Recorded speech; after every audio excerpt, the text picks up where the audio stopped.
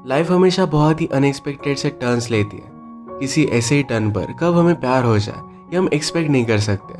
इसे एक ब्यूटीफुल सी थीम के साथ आज की हमारी मूवी द प्रपोजल ये 2009 की एक रोमांटिक हॉलीवुड मूवी आती है। इसकी स्टोरी लाइन को बताना स्पॉइलर होगा, बट आई एश्योर यू एक बहुत ही अच्छी मूवी है, तो अंत तक इस वीडियो को जरूर देखिएगा। अगर आपको एक्सप्लेनेशन अच्छा लगता है तो प्लीज़ इसे लाइक और कमेंट जरूर कर दीजिएगा। अब बिना किसी देरी के एक्सप्लेनेशन स्टार्ट करते हैं। मूवी स्टार्ट होती है और हम हमारी मेन कैरेक्टर मार्गरेट को देखते हैं, जो एक बुक पब्लिशिंग कंपनी में एडिटर थी। हमारा सेकंड मेन कैरेक्टर जिसका नाम है एंड्रू, ये उसके लिए असिस्टेंट था। वो आज ज़रा उठने में लेट हो गया तो जल्दी से रेडी होकर कॉफ़ी लेकर मार्गरेट के पास पहुंच जाता है। जाते जाते उसके हाथ से कॉफ़ी भी नीचे गिर गई थी। मार्गरेट अब तक ऑफिस में आई नहीं थी तो डर कर जल्दी से अपना शर्ट वो बदल लेता है। इसके लिए अपने कोवर्कर को उसे गेम के बहुत ही एक्सपेंसिव टिकट भी देने पड़े थे।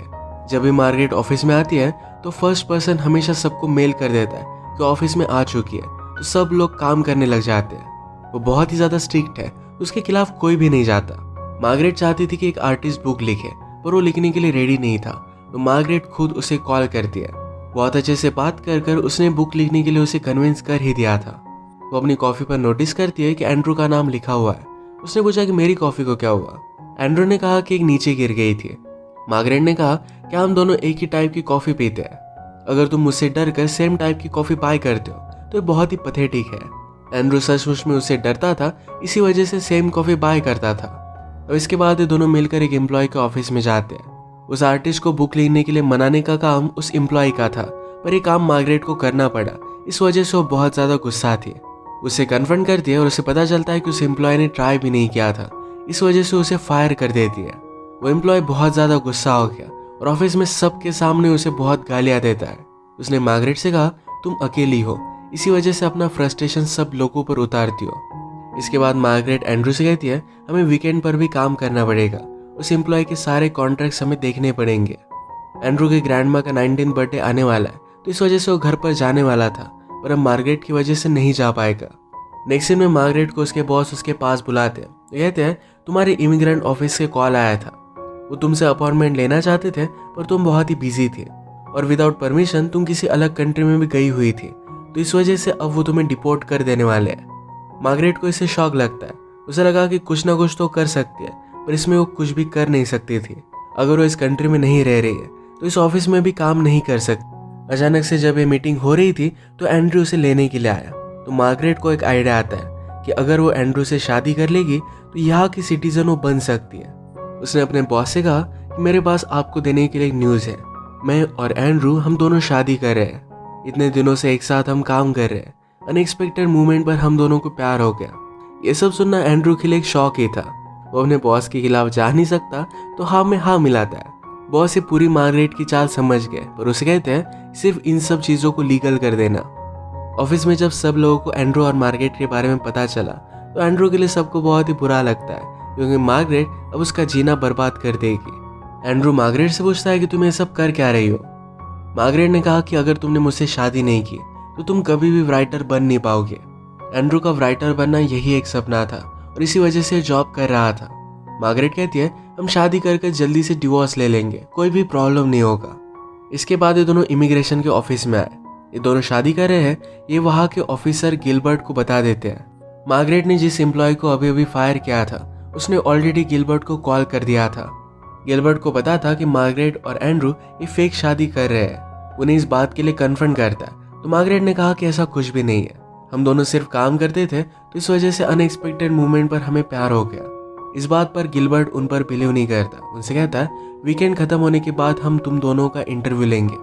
अगर इस इंटरव्यू में दोनों को एक दूसरे के बारे में ज़्यादा पता नहीं है तो एंड्रू को जेल हो जाएगी और मार्गरेट को फिर से उसकी कंट्री में भेज दिया जाएगा। ऑफिसर ने फिर से एंड्रू को एक चांस दिया सब कुछ सच कहने के लिए, पर एंड्रू कुछ भी बताता नहीं। ऑफिसर ने पूछा कि तुम्हारे पेरेंट्स को क्या ये सब कुछ पता है। मार्गरेट के पेरेंट्स नहीं थे, तो मार्गरेट कहती है एंड्रू के पेरेंट्स को हम इस वीकेंड पर बताने वाले हैं। यहाँ से निकलने के बाद मार्गरेट एंड्रू को अपॉइंटमेंट वगैरह इन सब चीज़ों के इंस्ट्रक्शन दे रही थी, पर अब एंड्रू उसकी कुछ भी बात मानने नहीं वाला।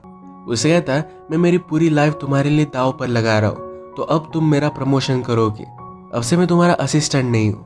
मार्गरेट के पास कोई भी ऑप्शन नहीं था, तो एंड्रू की बात उसे माननी पड़ती है। अब इस मौके का फ़ायदा उठाकर एंड्रू मार्गरेट से कहता है तुमने मुझे शादी के लिए प्रॉपरली पूछा नहीं, मुझे प्रॉपरली प्रपोज करो। और मार्गरेट को ये करना पड़ता है। इंटरव्यू में जो भी क्वेश्चंस वो पूछने वाले थे, ये सब एंड्रू को मार्गरेट के बारे में पता था, और मार्गरेट एंड्रू के बारे में कुछ भी ज्यादा जानती नहीं। इस पूरे वीकेंड पर वो एंड्रू को जानने की कोशिश करेगी। एंड्रू के टाउन पर पहुंचने के बाद उसकी मदर और ग्रैंडमा ने इनका स्वागत किया। उन्हें देखकर बहुत ही खुश थे। मार्गरेट की एज एंड्रू से बड़ी है, तो इनके लिए जरा सरप्राइज था, पर फिर भी इस बात को एक्सेप्ट कर लेते हैं। एंड्रू और उसके फादर हमेशा झगड़ते रहते हैं, तो इस वजह से उसे लेने के लिए नहीं आए थे। मार्गरेट ने पूरे टाउन में नोटिस किया कि हर जगह पर पैक्सटन ही लिखा हुआ था, यानी कि हर शॉप ये पैक्सटन का था। एंड्रू का पूरा नाम है एंड्रू पैक्सटन है। इसका मतलब है ये पूरा टाउन उसकी फैमिली ओन करती है। वो इतना ज्यादा अमीर है, इसके बारे में मार्गरेट को कभी भी पता नहीं था।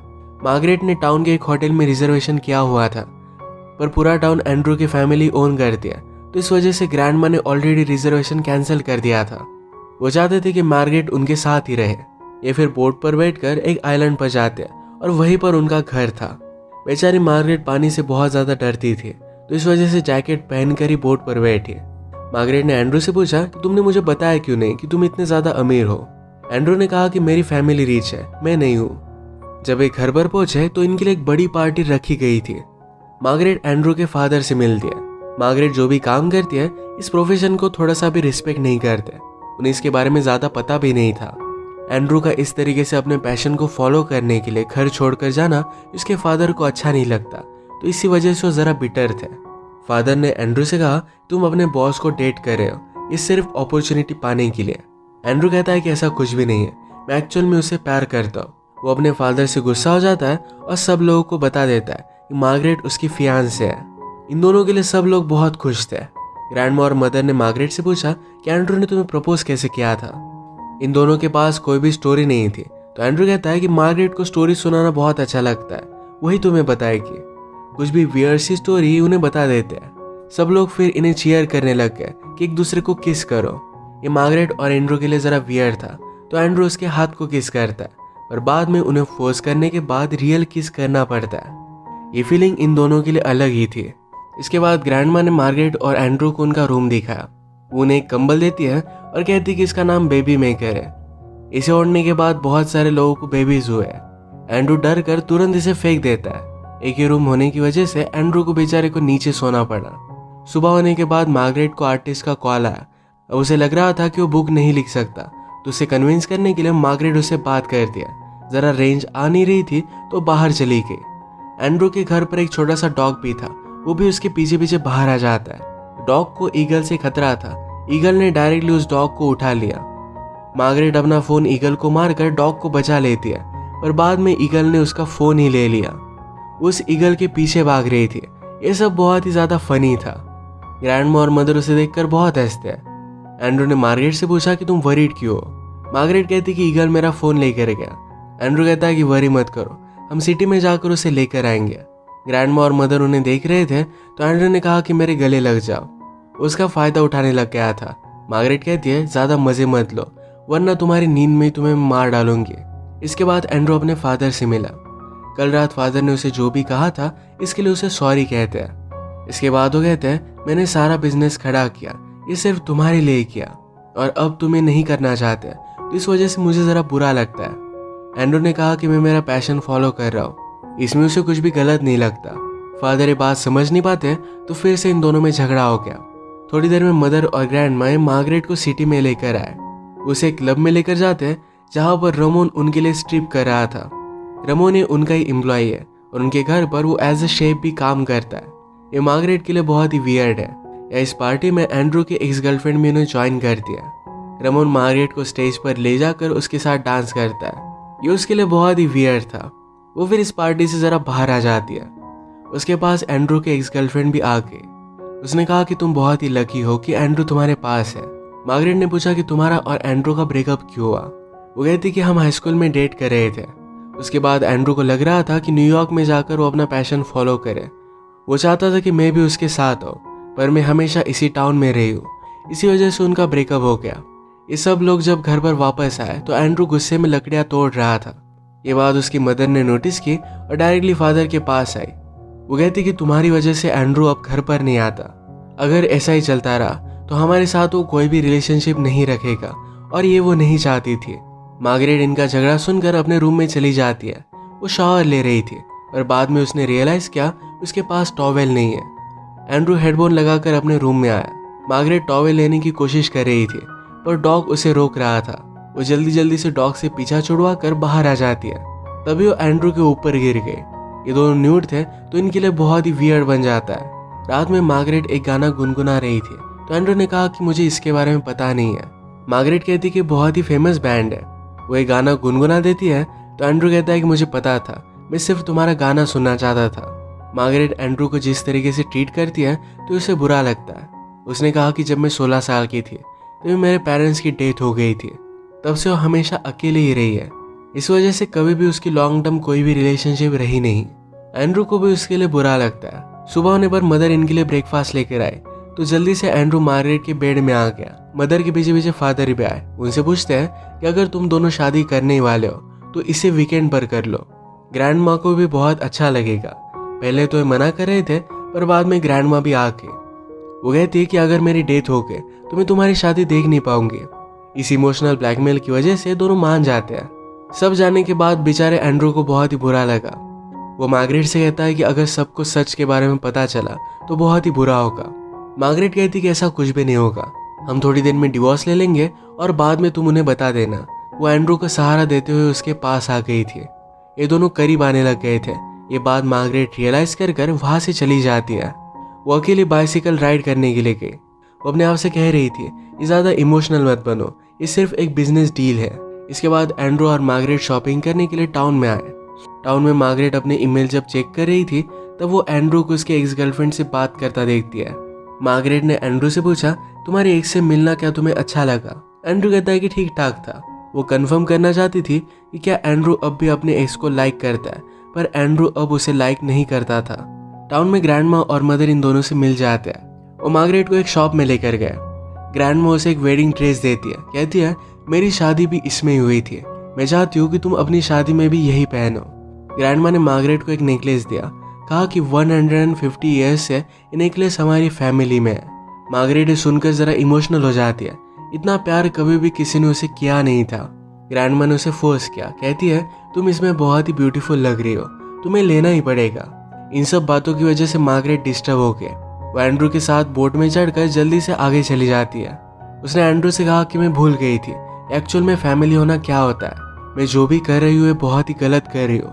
अगर सबको इसके बारे में पता चलता है तो उनका हार्ट ब्रेक हो जाएगा। वो बोट बहुत ही फास्ट चला रही थी, उनका एक्सीडेंट हो सकता था, तो एंड्रू ने बोट उससे ले ली। वो जल्दी से इसे टर्न करता है और मार्गरेट पानी में नीचे ही गिर गई। उसे तैरना आता नहीं था तो बहुत ज्यादा डर गई थी, पर एंड्रू ने उसे बचा लिया, उसका ख्याल रखता है। ये दोनों जब घर पर आए तो एंड्रू के फादर के साथ इमिग्रेशन का ऑफिसर गिलबर्ट भी था। गिलबर्ट ने फादर को सब कुछ बात बता दी थी। फादर ने गिलबर्ट को पैसे दे दिए थे। इस वजह से एंड्रू से कहता है कि अब भी अगर तुम सब कुछ सच सच बता दो तुम्हें कोई भी जेल नहीं होगी। एंड्रू कहता है कि हम सच में एक दूसरे से प्यार करते हैं, और वहां से वो चला गया। मार्गरेट ने कहा कि तुम मेरे लिए सब कुछ कर क्यों रहे हो? एंड्रू कहता है कि अगर मेरी जगह पर तुम होती तुम भी यही करती। शाम में इनके पास ग्रैंडमा आई और मार्गरेट को अपने रूम में लेकर जाती है। कहती है कल वेडिंग नाइट है तो आज रात तुम दोनों को एक साथ नहीं सोना है। डायरेक्टली अगले दिन वेडिंग की सारी तैयारी हो गई थी। इनकी वेडिंग सेरेमनी स्टार्ट होती है। वेडिंग के वक्त मार्गरेट को बहुत ही बुरा लगता है। इस तरीके से वो सब लोगों को बेवकूफ़ नहीं बना सकती। उसने वेडिंग रोक दी और सब लोगों को सब कुछ सच सच बता दिया। एंड्रू उसके पीछे पीछे रूम में आया। उसने एंड्रू के लिए एक लेटर लिखा था। वो कहती है कि तुमने जो बुक लिखी है ये एक्चुअल में बहुत ही अमेजिंग है। तुम मेरे एक अच्छे असिस्टेंट थे तो इस वजह से मैंने तुम्हारी बुक पब्लिश नहीं की थी, पर अब मैं जाने से पहले तुम्हारी बुक पब्लिश कर दूंगी। तुम बहुत ही अमेजिंग हो और अच्छी लाइफ जीना। एंड्रू के पीछे पीछे उसकी एक्स गर्लफ्रेंड भी आई। एंड्रू कहता है कि मार्गरेट पर बहुत ज़्यादा गुस्सा हो, उसने मेरा जीना हराम करके रखा है। एक्स गर्लफ्रेंड को पता था कि एंड्रू मार्गरेट से बहुत ही प्यार करता है तो उसे पूछती है क्या तुम उसे ऐसे ही जाने दोगे? एंड्रू फिर जल्दी जल्दी निकलने लग गया। उसके फादर उसे रोकते हैं और कहते हैं कि तुम कर क्या रहे हो? फादर और एंड्रू में झगड़ा स्टार्ट हो जाता है। तभी ग्रैंडमा को हार्ट अटैक आने लग गया। वो जल्दी से उसे प्लेन में बिठाकर हॉस्पिटल में लेकर जा रहे थे। ग्रैंडमा फादर और एंड्रू से कहती है तुम दोनों का वे ऑफ थिंकिंग बहुत ही अलग अलग है, पर तुम दोनों फैमिली हो तो इस वजह से तुम्हें झगड़ना नहीं चाहिए। मेरे मरने से पहले मुझे तुम प्रॉमिस करो कि कभी भी नहीं झगड़ोगे। ये दोनों प्रॉमिस करते हैं। तभी ग्रैंडमा उठकर खड़ी हो गई। उसे हार्ट अटैक आया ही नहीं था। उसने फिर पायलट से कहा कि जल्दी से हमें एयरपोर्ट पर लेकर चलो। ये सब लोग जब तक एयरपोर्ट पर पहुंचे तब तक बहुत ही लेट हो चुका था। ऑलरेडी मार्गरेट वहां से चली गई थी। ग्रैंडमा और मदर को बहुत ही बुरा लगता है। फादर ने पूछा कि ये सब हो क्या रहा है। मदर कहती कि मार्गरेट भी एंड्रू से प्यार करती है, उसे हर्ट नहीं करना चाहती थी, तो इसी वजह से वो चली गई। अब इसके बाद हम फिर से मार्गरेट को अपने ऑफिस में देखते हैं। वो अपना सब सामान लेकर यहाँ से जा रही थी तो एंड्रू वहां पर आ गया। एंड्रू से कहता है, इतने साल मैंने तुम्हारे साथ काम किया, मुझे हमेशा लगता था कि तुम्हें मार डालो। अब जब मैं तुम्हें जानने लग गया हूँ तो तुम मुझे बहुत ही अच्छी लगती हो, तुमसे प्यार करता हूँ। हमारे बीच जो भी हुआ ये बहुत ही यूनिक था। मार्गरेट कहती कि मुझसे प्यार करना है बहुत ही हार्ड होगा। एंड्रू कहता है कि रिलेशनशिप हार्ड होती ही है। ये दोनों फिर एक दूसरे को किस कर लेते हैं और इसके लिए वो रेडी थे। इसके बाद हम इनकी इमिग्रेशन की इंटरव्यू देख सकते हैं जो सक्सेसफुल हुए और इन्होंने शादी कर ली। इसी के साथ इस मूवी की स्वीट सी एंडिंग हो जाती है। अगर आपको वीडियो अच्छा लगा तो प्लीज़ इसे लाइक और कमेंट जरूर कर दीजिएगा। बहुत सारी मूवीज़ लेकर आते रहता हूँ, तो प्लीज़ इस चैनल को सब्सक्राइब कर दीजिए और बेल नोटिफिकेशन आइकन दबाना मत भूलिएगा। फिर से मिलेंगे और एक नई मूवी के साथ। तब तक के लिए थैंक यू और आप अपने आप का ख्याल रखिए।